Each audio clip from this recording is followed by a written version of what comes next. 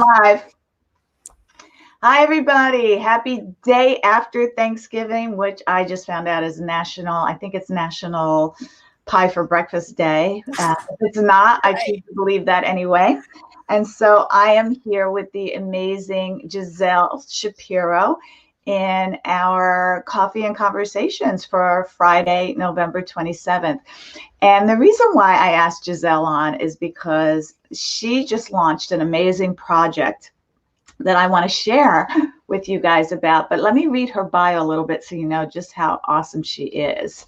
So Giselle is a visionary leader, a lifestyle transformation expert, transformational memoir mentor and coach, and an international best-selling author and speaker.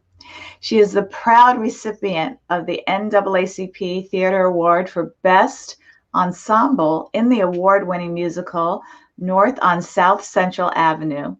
Giselle has won numerous awards in the financial industry and is the founder and CEO of Black Women Speak, the movement, Black Women Speak Network, and the Black Women Speak book series. So welcome, Giselle. I am super excited to have you on today. Thank you. Thank you. And I'm super excited to be interviewed by you. You're one of my wonderful sisters, and I just love you. And I'm just honored to be a participant today.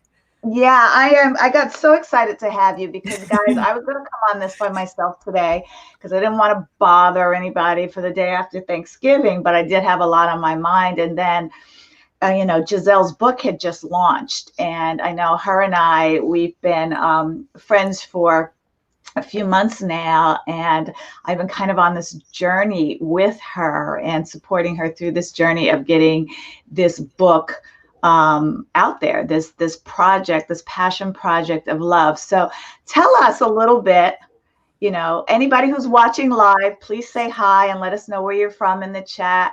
And also when you come on, if you watch the replay, I really want to know what you think about this project and get your support around it. So tell us a little bit about, where this project was birthed from. What was your inspiration?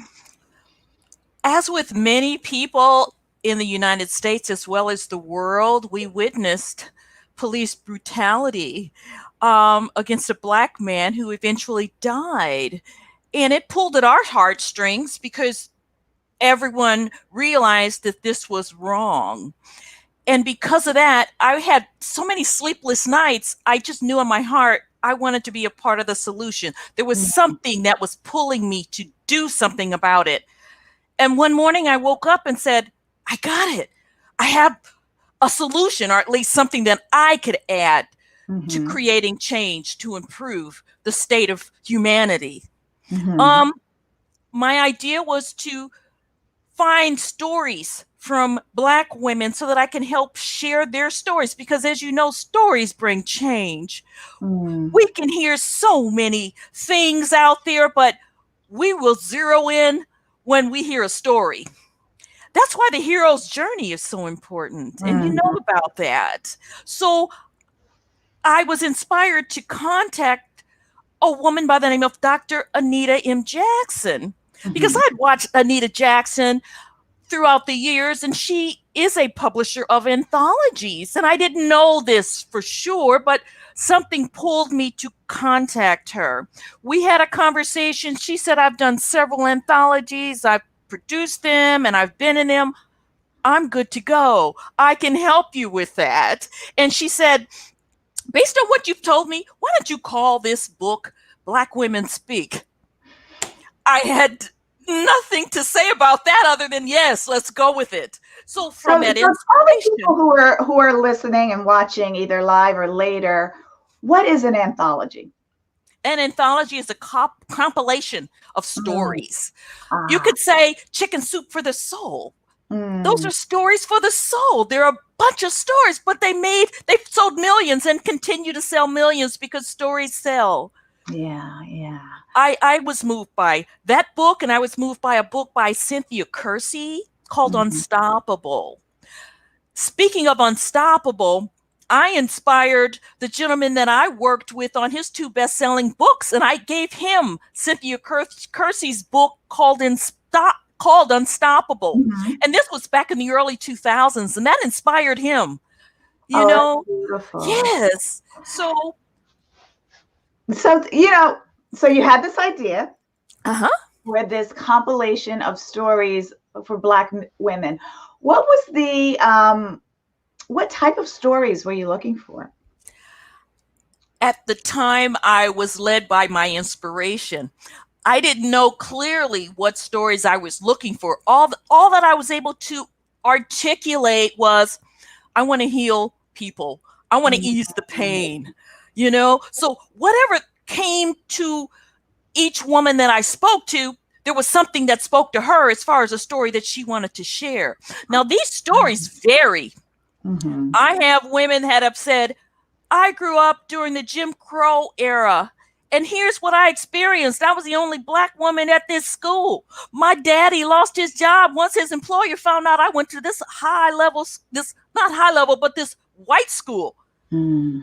I was spit at. I had to walk, um, scared every day because I had to travel quite a ways to get to this school. Then I had a woman say, "Hey, I survived cancer. I survived the loss of 2 of my sons. Oh, wow. Wow. I devoted my life to healing." And Mm. she's an extraordinary writer. And Mm-hmm. she told me, "I just have a high school education." But she's got one of the best stories in the book.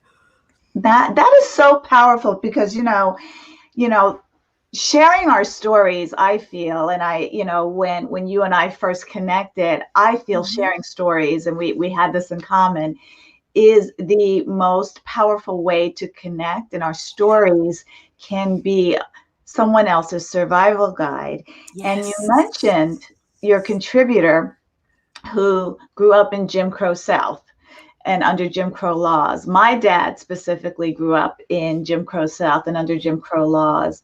And one of the things that I'm coming to grips with as a Black woman is the extraordinary resilience. And I'm just speaking about Black women in particular, the extraordinary resilience on so many levels, the emotional resilience that we have developed through our ancestry that shows up today has actually caused us to not share these stories because we're so resilient to the emotional pain and wound and scars that are created by our experiences that we've actually developed some sort of callous.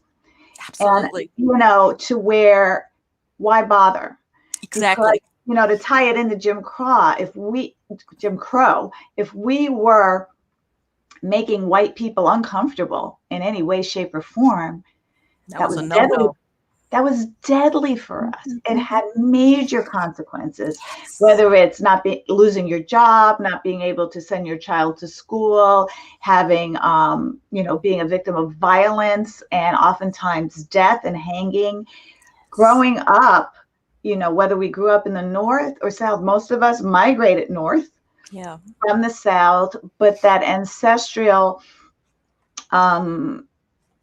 the ancestral need and desire that was ingrained in us to protect white fragility.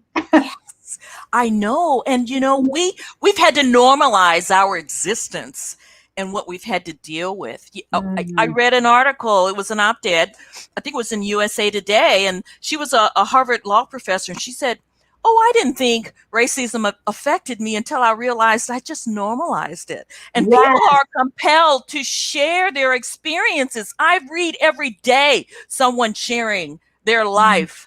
And here's what I've had to get over. Here's how my life has changed. But I have to be real right now and just tell you what that experience has been like. Yeah. And bringing up those experiences and reliving those stories and the feelings attached to them is not easy.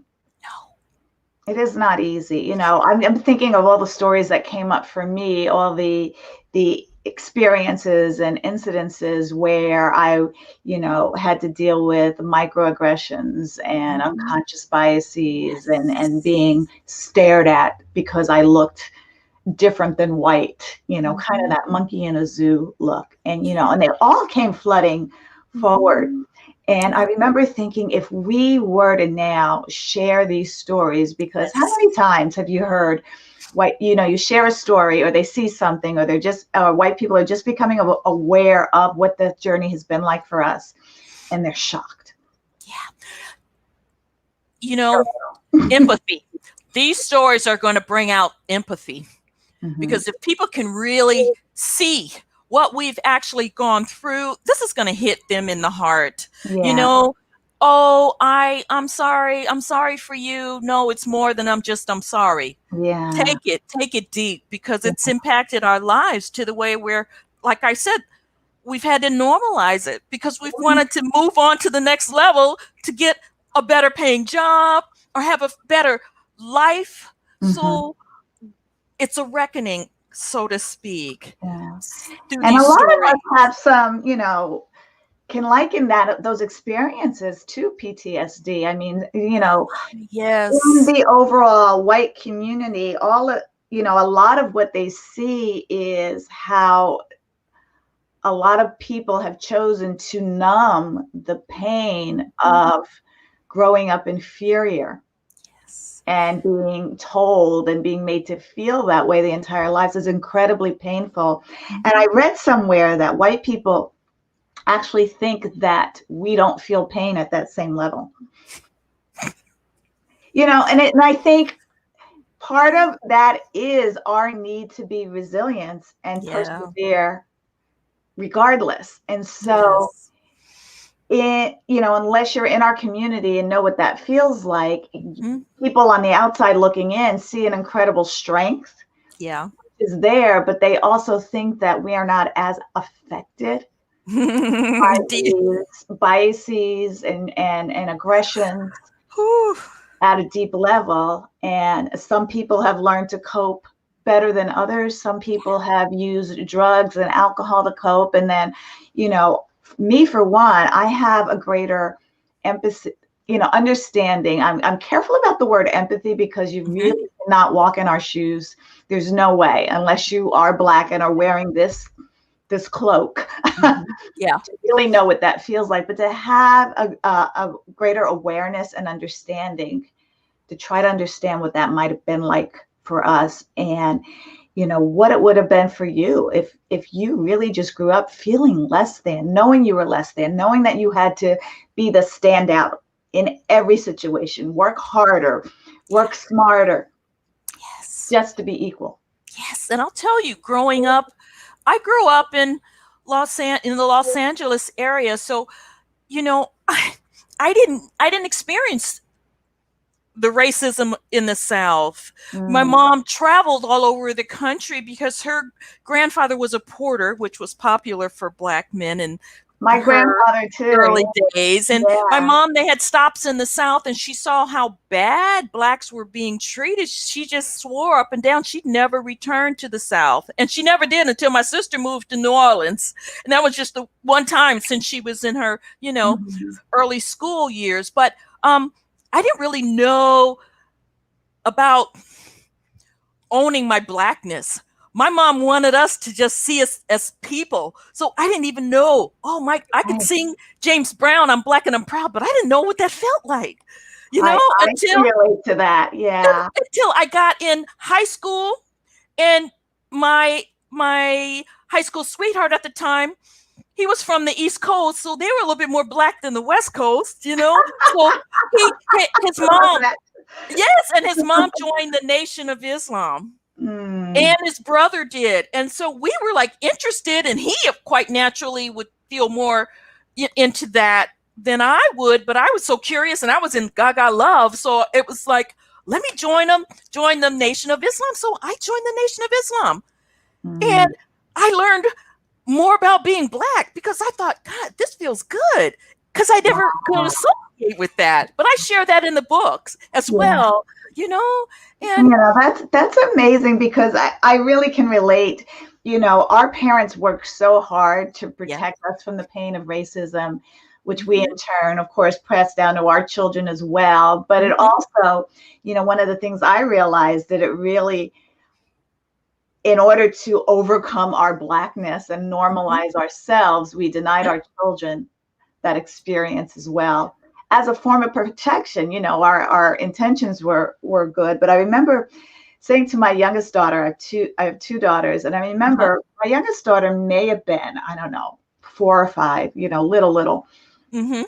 And it dawned on me one day, because they always went to marginally segregated schools, but of course, primarily white. And I remember asking her one day, I was like, Kayla, do you know that you're Black? Yeah, right. And she looked at me, she goes, oh, I'm not Black, but my sister is. Because her sister had a darker skin tone than she did. She's like, Mommy, I'm pink. No. She thought she was pink. She literally went on skin color. I was like, oh, no, that's not me. That's my sister. And I realized in that moment, I was denying my children an education around their Blackness. And it's funny. My having that experience, as in the Nation of Islam, I married too young. We divorced early, so I was a single mom. Mm-hmm. At 5 years old, I enrolled my children in a special school, which devoted itself to Black Americans and the Black experience, called Omawale Ujamaa. And, they own their heritage and their Blackness. My kids are amazing. They've got a great education because that foundation was laid. Yeah. So I'm proud that, I exposed my children early on. Yeah, I mean, from that experience that you had, you actually knew to do that. It's funny because my older daughter now, she owns her own consulting company in the diversity, equity, and inclusion space. And I was just like, so my kids are out there doing it. And I have to honestly say, I had no part in that whatsoever. And so I'm really proud of what they developed. But my awakening from this year has really up-leveled. My awarenesses has really up-leveled. And I, like you, feel the need to contribute in some way so that we don't have to assimilate. We can be proud of our uniqueness and not made to feel wrong or different.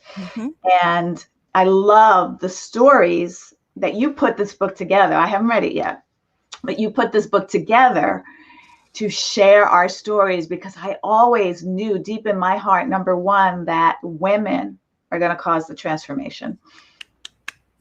Yes. It's sustainable. It's not going to be temporary. Yes. Okay, is this year over? Now we can get back to how it was. That's not going to happen. But the stories that we have swallowed get to come out and be shared. And that's going to be a catalyst for this transformation. Absolutely. Absolutely. And that's something I saw. I know I call myself a visionary, but I actually am. I can see things. I saw this as a way to bring change, sustainable change. Once we get our stories out there, more women will want to share their stories as well. And that'll be a ripple effect. It will bring that change. Yeah, because it will help take remove some of the blind spots in the white presenting community as to what we have endured. Because honestly, I felt immediately, well, they don't know, so I can't be mad at them. Yeah. Right. And a lot of the reasons why they don't know is because we haven't told anybody. We haven't shared it. We're holding this in for a myriad of reasons. Instinctually, it's dangerous to make white people uncomfortable, but also, there's a sense of shame and embarrassment that comes with being different. Where whatever your differences are, and Black is different in this country. It just is. It is. And so when you told me about this book, I was so excited to support you on it. And thank you for coming on at the last minute and sharing it with us. Is there any one particular story that not without giving everything away in that book that you think will be really powerful for the people who are in my group, The Intimacy of Race, or people who may be watching this later need to know about? I have a woman who has dedicated her life to racial equality. She was one who grew up in the South, and she went on to get 2 PhDs, and she's just an amazing soul. And she's such a proud Black woman. She has a nonprofit. She devotes a great deal of her time in Africa, volunteering, and she has connections all over the world because she's such a strong, inspirational woman, and she owns her power and she owns her worth. Her story is transformational. And I'll add one other story. Okay. I inspired a woman to be in the book. She brought a story to me and I said, "What? That happened to you? You have to write about it." It took a few days to, let it sink in and think that she could. Now, this woman experienced in Riverside, California, one of her high school classmates, she was shot by law enforcement in her car. And this sparked a national protest. Al Sharpton, the Reverend Al Sharpton, the Reverend Jesse Jackson, all marched in her community. And she's got that story too. And she actually carved out a successful career in the pharmaceutical industry. And most of her dealings in that industry, she'd be the only Black woman. So she shares how she navigated that industry, which is still, not as many of people of color in that industry. And that's a pretty strict industry to get into. So she navigated that and did exceptionally well because of her upbringing by a woman, a single parent, her and her brother. So we're all pulling from each other and inspiring each other. And I interviewed this woman, and her daughter was right outside the room.